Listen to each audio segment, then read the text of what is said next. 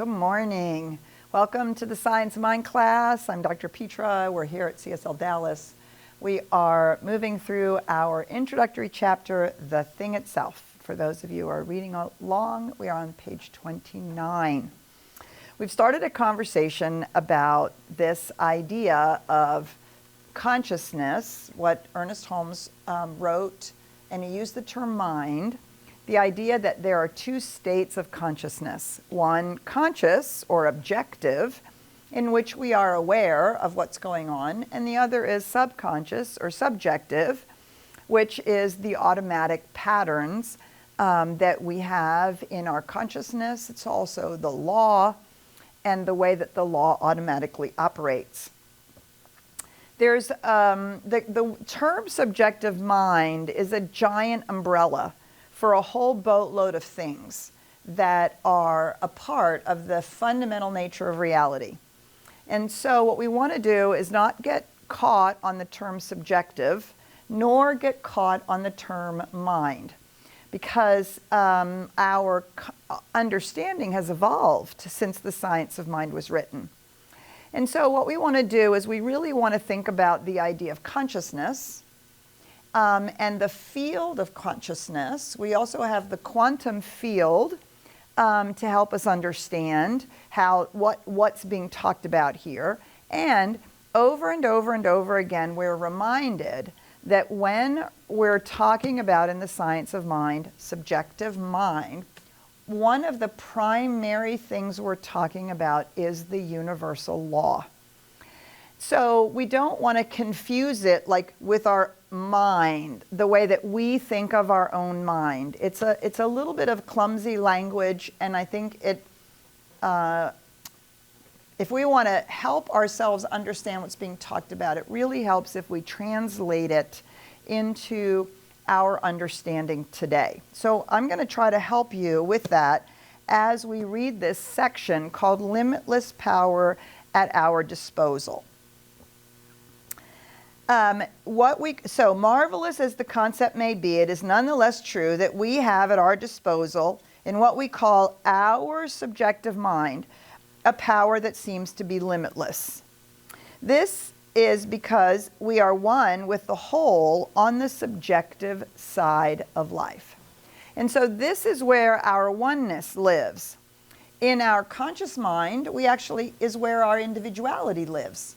That's where we get to say, no, I want to do something different. That's where we get to express our individual nature. But on the subjective side of life is where we experience this infinite oneness of consciousness. Our thought, falling into our subjective mind, merges with the universal subjective mind and becomes the law of our life through the one great law of life.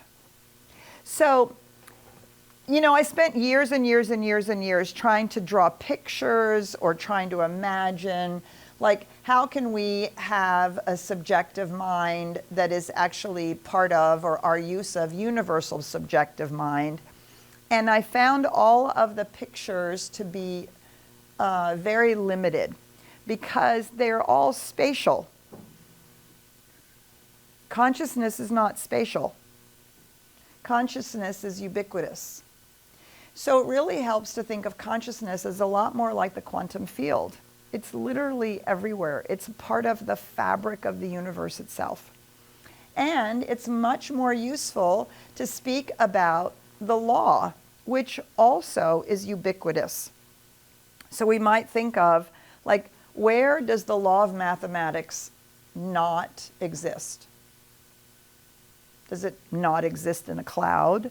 Does it not exist in Timbuktu? Does it not exist on the sun? Is there any place where the law of mathematics doesn't exist? Yeah. Right? Because it's not spatial. It has no spatial reference because it has no form. So this is what we're trying to get at in this idea that we have within us and at our disposal access to the quantum field and the universal laws. And that access is within us. It's not out there. It's not, oh, I have to go activate the law. I have to go get the spiritual consciousness, right? It's within us. It's available as us, for us, just as right now we can at any point decide that we're going to add 2 + 2, or we're going to do some giant physics calculus equation. It's all, everything that we need is right here for us to do that. So there are not two subjective minds. There's not two places where this consciousness is living or is present. And what we call our subjective mind is really the use we're making of the one law. So this is where he begins to help us understand that this idea of subjective mind is that ubiquitous field of consciousness where the law is operating, where the law is automatically operating. We each maintain our identity in the law. That's our conscious mind. That's our individuality through our personal use of it. And we are drawing from life what we think into it. So it really becomes important for us to play around with this idea, because I still find in people who, in New Thought, in Science of Mind, and people who've been doing this spiritual work for a long time, that there continues to be this dualism that somehow it's out there, and now it's spirit out there, now it's the law out there, and it's not. It's everywhere. So, well, we can't say it's not, because of course it's out there. But it's also here because it's everywhere. And it's our use that we make of it. So are we understanding how the quantum field works? Are we collapsing the quantum field into the particularizations that we choose? Is just another way of saying we're using universal subjective mind to access the law to create our own reality, right? That's the old New Thought language. The new Thought language that is supported by the new science is the way in which we collapse the quantum field with our thoughts and expectations that particularize that field into something particular, into the thing, right? And so it goes on to say to learn how to think is to learn how to live. To learn how to think is to learn how to live. So, to learn how to think means, are we allowing what is in our subconscious mind, those patterns and habitual thoughts, are we allowing them to collapse the quantum field into the particularization? Or are we deciding how we are going to collapse the quantum field, right? This has nothing to do with being cerebral. It has nothing to do with head versus heart. It doesn't have anything to do with any of that. So let's just set all of that aside and recognize what we're talking about is the use of a law. And that law is either being programmed by the patterns that are automatically back there, or by the things that we are choosing and deciding to pay attention to set intentions around, to think about, to put energy on, to feel as real, however you want to say that, to have it in our hearts, in our imagination, in our bodies, however you want to say all of that. We're either doing it consciously, or that automatic law is just reproducing what is already there, which may be from everything from our biology to our humanness to our culture, our family, and our own personal experiences. So the reality of it is, to learn how to think is to learn how to live. For our thoughts go into a medium that is infinite in its ability to do and to be. An infinite medium. Back then, they called it subjective mind. Today, we would call it the quantum field. In biology, Rupert Sheldrake would call it the morphogenetic field. It's the shared field of consciousness that a species shares, And the quantum field is the shared field of consciousness, which is embedded in the fabric of the space-time continuum itself. It is what the space-time continuum is made out of. That's what is meant by the medium, the stuff out of which the law then produces whatever has been set in motion. We, by thinking, can bring into our experience whatever we desire, if we think correctly, and and how do you think correctly? We become a living embodiment of our thought. Do you see, this is so much more than just head and cerebral and all the critique of this material. If we think correctly, we become a living embodiment of our thought. This is not done by holding thought, but by knowing the truth. So our job is to embody the spiritual truth to the best of our ability. We do that by starting to think about it, by imagining it being real, by feeling it to the best of our ability, by sensing it, by over and over and over again building this entire awareness so that we begin to embody it. And what are we embodying? Peace, health, abundance, joy, harmony, balance, contribution, expression, creativity, all of the qualities that we ascribe to the one infinite reality.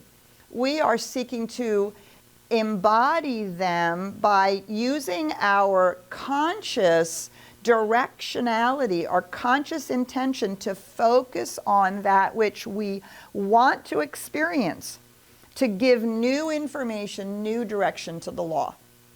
And however we do that to create that experience of embodiment.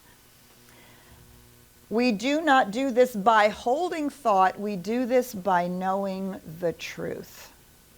Two very different things, right? It's not just because I am now thinking this thought, but because I am embodying it to the best of my ability, and I am showing myself and experiencing it as much as I can. Within us, then, there is a creative field. Okay, again, he uses this term creative field, which we call the subjective mind. I wish he had not called it subjective mind. I find that confusing, but it's okay. Every time you see the term subjective mind, you want to think creative field, universal law, substance out of which everything is made, and all the patterns that have become automatic. Right? That's what that means. The creative field, which we call the subjective mind. And that field, one is universal and the other is individual. Right? So the universal law is creating the manifest universe out of itself, expressing as the physical universe, and in the individual life we are doing the same. There is one mental law, one law, just like there's one law of mathematics, right? There isn't a law of mathematics for me and a law of mathematics for you. There's one law.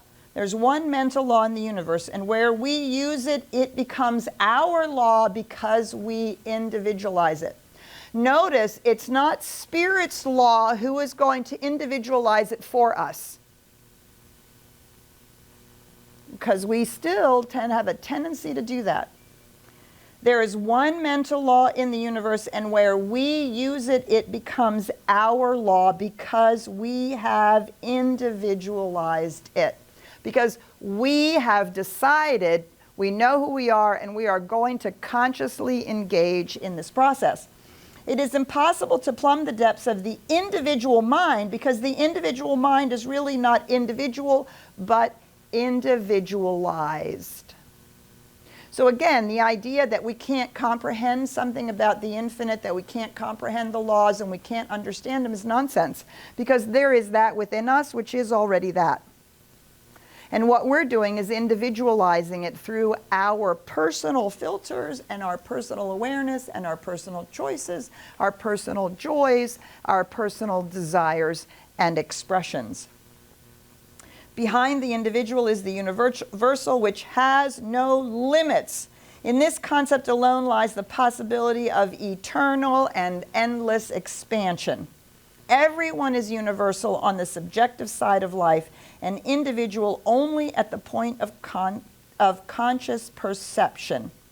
The riddle is solved, and we all use the creative power of the universal mind every time we use our own minds. Every time we use our own minds, we are already thinking into the creative process. We did this before we ever even heard of New Thought. Before we ever even heard of the creative process or learned about the law, we were already doing this. Why? Because this is the way it works. Your heart was beating before you understood that your heart beats. You were breathing before you understood that you could hold your breath and dive into a pool and swim to the other side. Right? All of that stuff is always going on, and then we become aware of it. Oh, we can hold our breath. Oh, we can slow our heartbeat. Oh, we can calm our bodies, right? But all of those systems and processes are going on automatically, always were, and will continue to do so. This is exactly what is being said here. This has always been going on. Nothing is new. There's nothing esoteric about it. There's nothing spiritual about it, particularly other than the fact that this is the spiritual reality of the universe itself. It's always been going on. All we're trying to do is to understand what's going on and to actively participate in it. Otherwise, we're asleep. We're on autopilot. We're simply recreating over and over and over again the things that have not been what we've wanted. Or, if we're fortunate, we also have lots and lots and lots of things back here running in the background that are actually positive. They don't have to all be negative, right? I remember my mother saying when I was really little, doesn't matter that you're a girl, you can do anything you want. You can be anything you want, you can do anything you want. So for me personally, I've never had any sense of a glass ceiling. I've never had any sense of any limitation. Why? Because my mother implanted that in me as a child.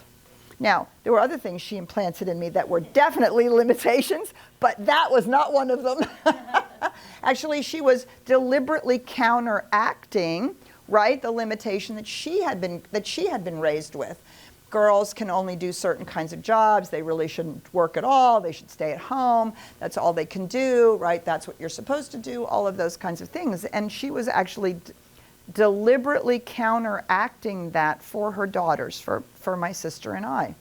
You can be and do anything you want. It doesn't matter that you're a girl. It's kind of too bad that that message even had to be said, but it did. So there you go. It was still an improvement. It was still an improvement, right? So what's back here isn't always bad. A lot of it is positive, or we wouldn't be here probably, right? So a lot of it is perfectly acceptable. It's perfectly positive, or it's at least neutral. It's just kind of the way we understand life to work.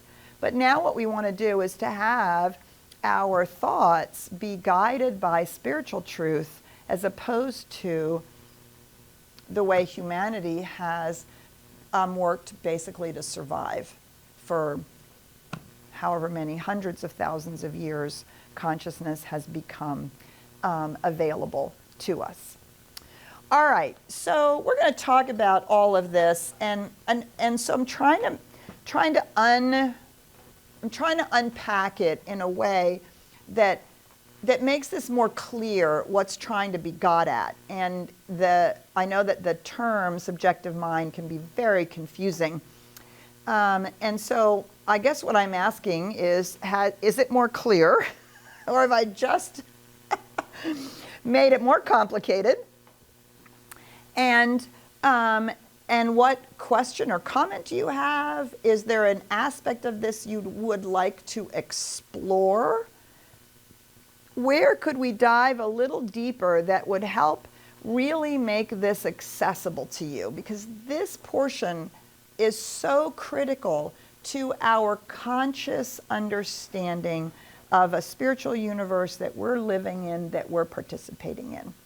All right, so we're going to stop there. We're going to say good morning to Ryan, and we're going to see what conversation there might be on what's going on out there and what's going on here in the room.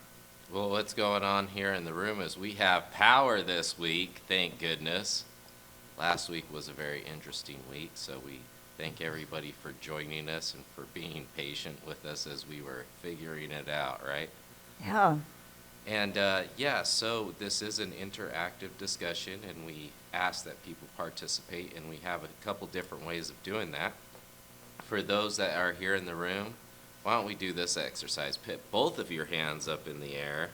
Yay! Now just wiggle them around. Petra, you beat me to it. All right, you don't have to necessarily do that, but at least flail one arm about. And our iconic Richard will be helping me today hand you a microphone. And this is so the folks that are online can hear you, hear your questions, and be a part of the conversation. And for those who are online here with us, welcome. We love to see that you're here. And if you want, pitch your hands up in the air. Go ahead and hit that raise your hand icon. I want to see them flail their hand around. Yes. Is there a hand that waves? Kind of, sort of, yes. And so, yes, we love to hear from you. And the way that you do that is by putting your hand up in the digital air and flailing it about, and then we can pull you into the room. Or if you'd like to remain anonymous, we'd love to hear your questions and comments inside of the chat box, so you can do that as well. And the same goes true for all of those that are looking at us, you looky-loos all across the world on Facebook. We see you too. And if you'd like to put your questions and comments in the chat, we'd love to bring those in the room. And I always let folks know that I keep those anonymous, so that way we can continue to have a safe container of spiritual growth. And I do see that we have the wonderful Dennis, who's here in the digital world. Dennis, do you want to join the conversation? Good morning, Dennis. Good morning. Okay, yeah, this is very interesting. Okay, my comment would be, okay, this third paragraph, and how we've discovered before, he gets like wordy. Yes. Okay, the third paragraph, I took the first part of the first sentence and all of the last sentence. Okay, to learn how to think is to learn how to live. This is not done by holding thoughts, but by knowing the truth. In my opinion, this book should be edited to that as a sentence in all caps, because this is my experience. This has been my experience. Okay, so, as I have studied the truth, okay, like what are the attributes, etc., so on and so forth. Okay, I can deny false beliefs because I know what the truth is. Okay, then I just have to work on programming my mind into the truth. Yes. Which leads me to a comment I thought of last week, but we ran out of time. How when I first, and this is so simplistic, it seems as if it really shouldn't need to be said, but there was a time where I did not realize this, or my philosophy of it.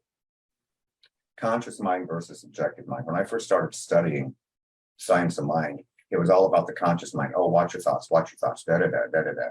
Okay, somewhere along the line, so I always thought the conscious mind was the most powerful.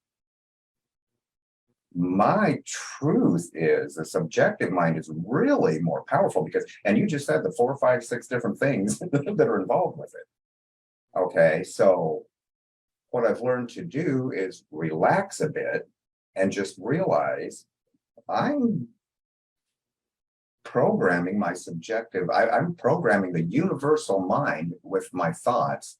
Okay, right. I mean, it's kind of weird. It's hard to explain this, but so my paradigm, I guess you could say, has shifted from the conscious mind is simply the programming part of everything else. The programmer part. Yeah, but then all this other stuff is, and so anyway, that's my.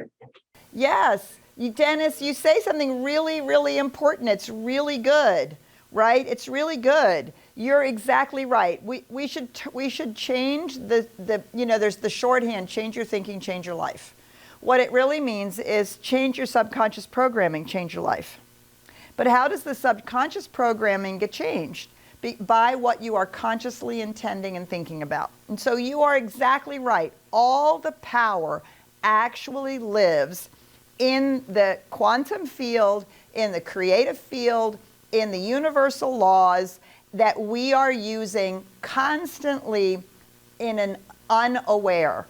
The power our conscious mind has is simply to reprogram what's in there. But you're exactly right. It is not the power of, I'm going to now think this is all going to work out, and by God, it better work out. That's not how that works, right? Which is why we differentiate between will and willpower. It's not the fact that our conscious mind is holding the thought, I'm going to only think this, only think this, only think this, only think this, right? That can help.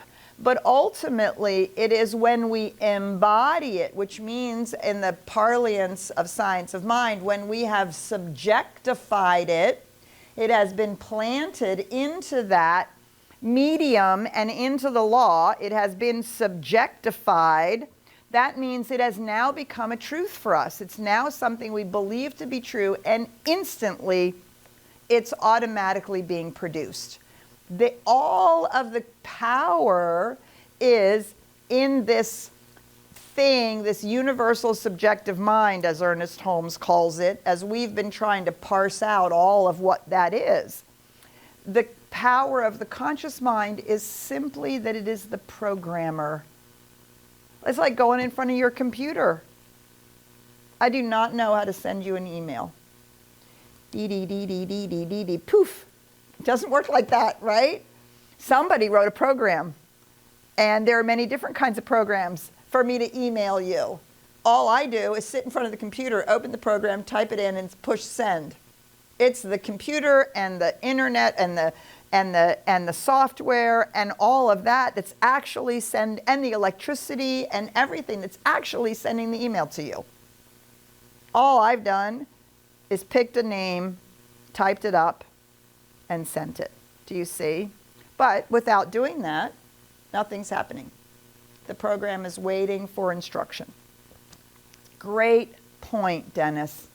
And that's why we don't hold thought. We know the truth. So we want to not ask our practitioners or each other, please hold a good thought for me. What we really want to do is know the truth about ourselves. And to help, and ask a practitioner or ask one of your spiritual partners, I need for you to help me know the truth. Know the truth for me, and help me know the truth. Because that's an embodiment. That's a lived experience. Good. All right, we got a comment here in the room. Can we get a microphone over here? Yes, microphone coming to you right now. Hi, my name is John, and the holidays are quickly looming on the horizon, and I'm going to be spending time with family and friends that I don't normally spend close time with. One of the friends that I'm going to have lunch with is a strict Bible interprets the Bible very strictly.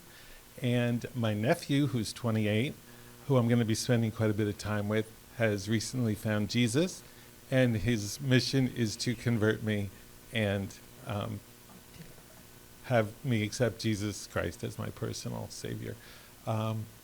Just some thoughts on how to navigate this minefield? Be proud of your own spiritual tradition. Don't play on somebody else's playing field. Thank you so much for sharing what your tradition, what your spirituality tells you, what my spirituality teaches me is. Whatever you feel the need to say.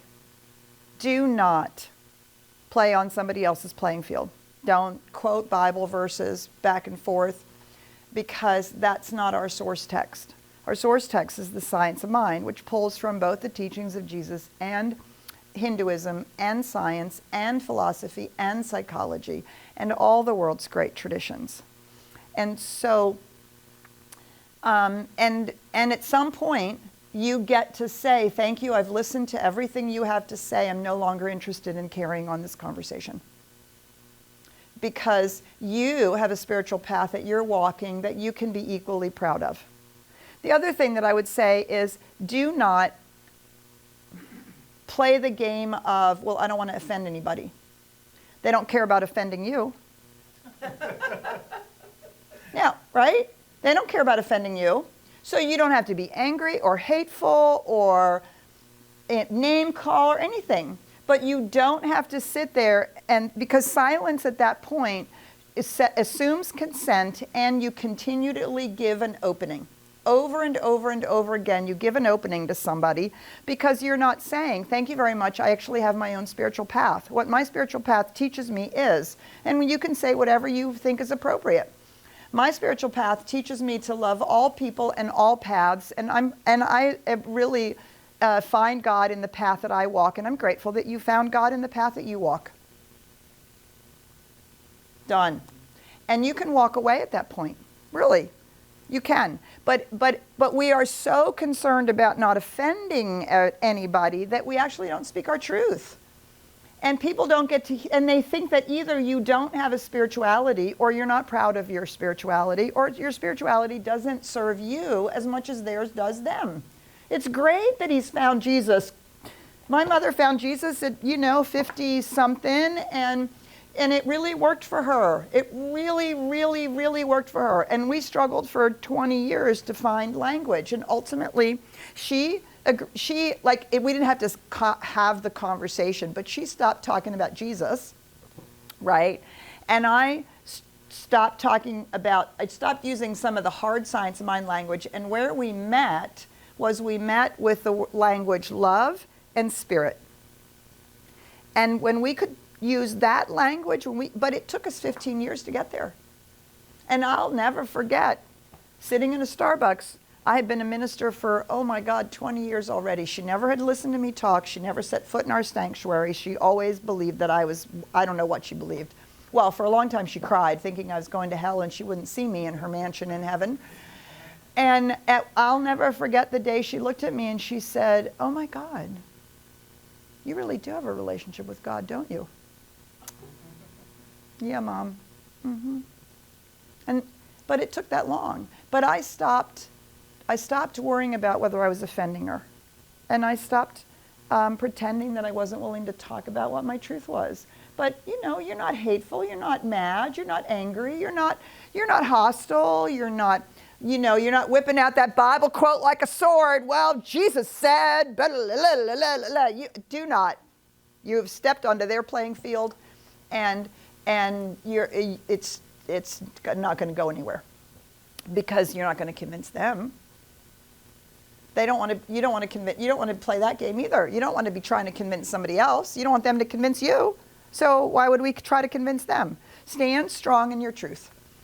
And don't be afraid then to walk away. Really, you've said what you have to say, and as lovingly as you can, and then you can be finished with it. And just keep being love. And then when you're sitting at the table and you have a little in you, just be love. You don't have to say it. Just be love. And ultimately, if it really gets really, really, really bad, because it is the holidays, then you reach for your Ho'oponopono prayer, the Hawaiian prayer. I'm sorry. Please forgive me. Thank you. I love you. I'm sorry if there's and what we're thinking in our own minds is, I'm sorry if there's anything about our interaction that is causing you angst. Please forgive me for perhaps causing you that angst and walking a different path that may be threatening to you. I do love you. Oh, thank you for forgiving me.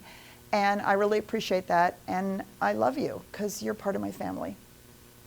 Right? And you can say those words over and over again, just those words over and over and over again. And what you will be is the presence of love. You will be the presence of love in the room. And that's what it's about, right? That's what it's about, because that's what we teach. So it's a great question, John. Thank you for asking it. I know lots of people have that question. And we get more and more comfortable within our own skin, the more willing we're to practice our truth and to speak it in a way that is Yeah, again, we're not trying to convince them because we don't want them to try to convince us. We just want to be proud of the spirituality that we're learning and practicing. Yay. All right, we have another hand in the back and then another one in the front over here. All right, so we'll come to you first. Hi, I'm Anne. Hi, Anne.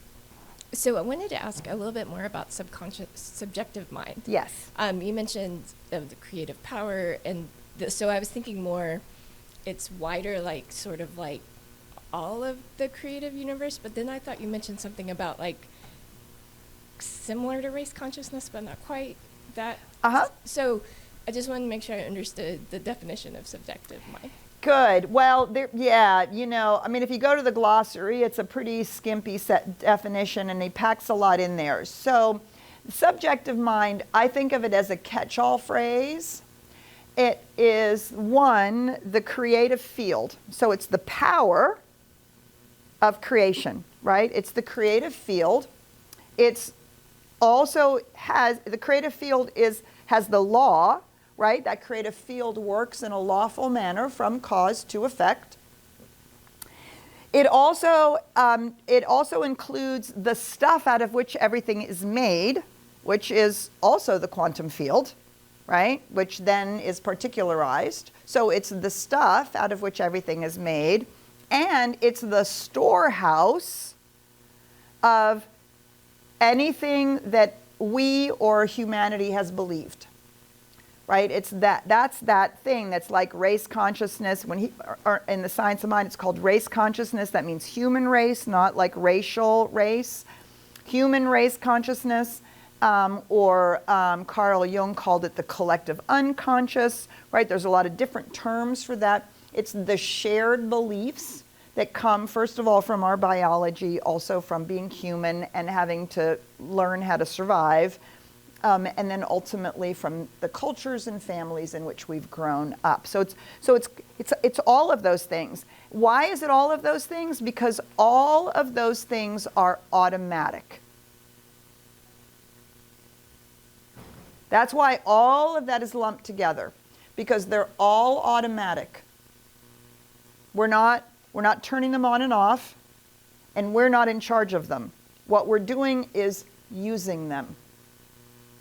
That's why all of that is lumped into this term, subjective mind, because it's the part of the creative process that's automatic, right? The stuff can't say, wait a minute, what do you mean you want a blue car?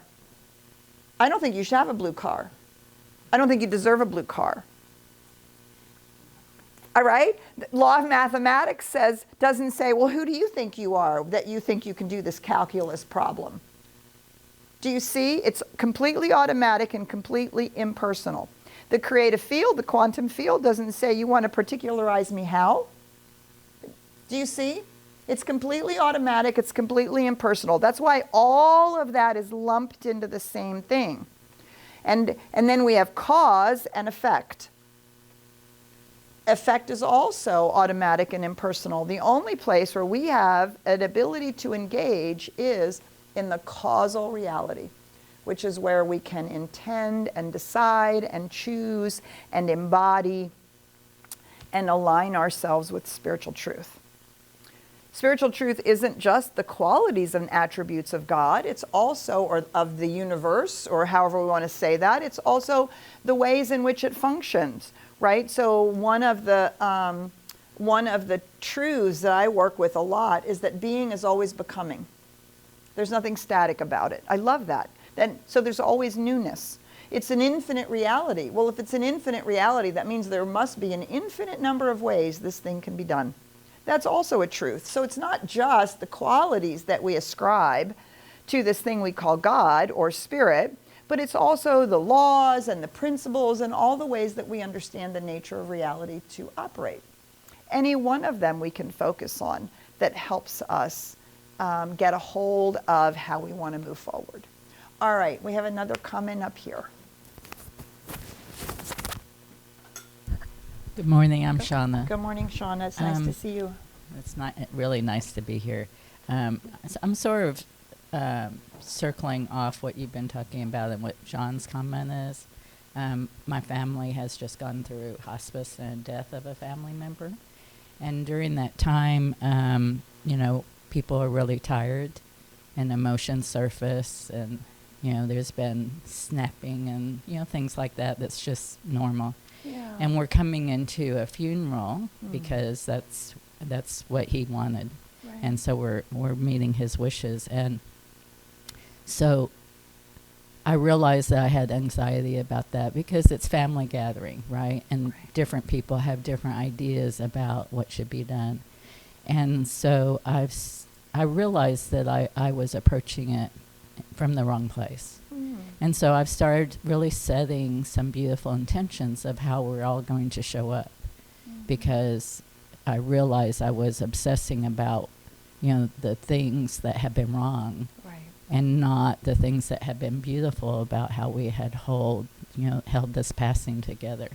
And so I'm really trying to plant that, not only for what we're going into, but for the holidays, which will be, could be challenging if we didn't Absolutely. plant that intention. Right. And so, I'm really going back to trying to see how we're going to be in the universal mind, and put my own fear aside Good. of how we could not act that way. Right. From previous experiences I've had. Right. And so today, as you talked, it was really helpful to remind myself and encourage myself that that's much more powerful than how we are as just mere human beings together. Right. Beautiful. And can I offer you a slight, maybe reframe? So we can't necessarily control or assume that what we know to be true is actually going to change how people behave, right? And so what intention might be even more powerful for you is to decide how you are going to show up. Because you already know that in grief, people behave poorly. You already know that in grief, anger surfaces. You already know that some cracks in relationships might be exposed. But you also know that each and every one of them is a child of the divine. That they too are love made manifest. And that they too are walking through a really difficult time.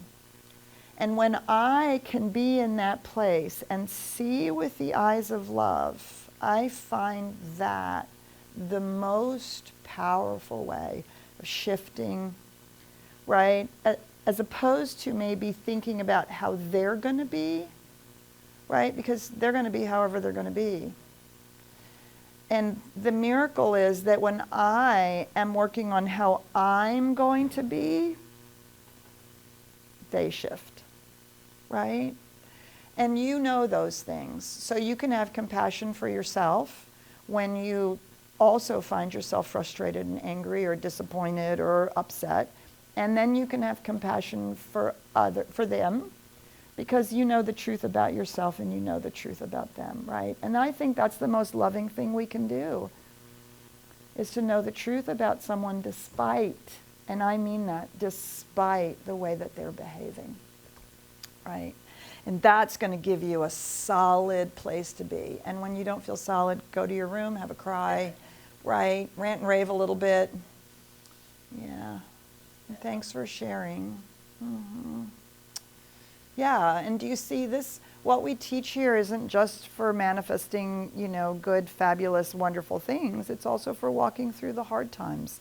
And not just the financial crisis, but just the challenges of family and changes in our lives. And it's all here. It's all here for us to rely on, right? And it is a cliche, but it is always true. Love is always the answer. Love is always the answer. It does not mean that you are a doormat. Doesn't mean you don't speak your truth. But it means that we stand in that place of love. Love says, I see who you are. to see who you are. And I will not be fooled. I will not be fooled by your behavior. I will not be fooled by your pain or your grief. I will not be fooled by anything. And people who try to convince us, like my mother did for years, I realized when she said, I'm praying for you to meet Jesus, I realized, well, she was just praying for my deepest spiritual growth. And I was like, oh, well, go for it, Mom. Right? When I realized that's really what she was doing, that was her love for me. I was like, oh, I don't need to be upset about this. That was one of the ways she loved me. And so all of those ways, right? So much, the work is here. It's always here, you guys. It's always here. So let's be gentle with ourselves and each other through the holiday season because, we all need it, right? All right, so we do want to invite those of you who are with us online, if you haven't had a chance yet, we do want to invite you to participate in our pledge program. We are coming to the end of our pledge program. And if you normally watch us from somewhere around the world, please know that we rely on your gifts as much as we rely on the gifts of the people who are here in the room and who are here in DFW. So if you get something out of the Science of Mind class, I know that Ryan's putting the link to the pledge card in the chats, both in Zoom and on Facebook. And we would love to invite you to pledge for this coming year to really support the ministry of CSL Dallas. And if you do that, I won't have to feel like a TV evangelist who has to sit here and ask for money, okay? Which is my least favorite thing to do in the world. So just pledge and we'll all be done.